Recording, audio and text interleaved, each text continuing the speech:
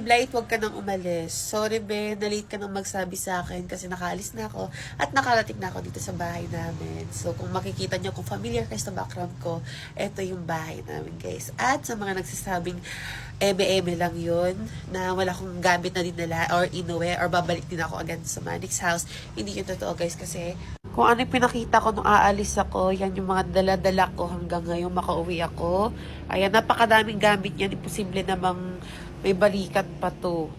Pero yon sa mga nalungkot dyan. Ang dami ko kasi nababasa sa comment section na umiiyak. Talagang umiiyak talaga sila. At napapadala pa sila ng mga video sa akin. Umiiyak sila. Na sana, Ate Blight, huwag ka nang umalis sa Manix house kasi nasanay na kaming andun ka. Wala nang magpapasaya sa amin. Wala nang mababaliw sa amin.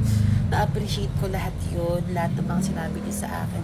Pero sabi ko nga, may mga bagay na dapat akong asikasuhin dito sa amin na hindi ko magagawa sa Manix house. Kaya sana soon makabalik ako kung talagang makakabalik ako, guys. Sa ngayon, guys, hindi nyo muna ako makikita sa Manix house ng matagal, sobrang tagal.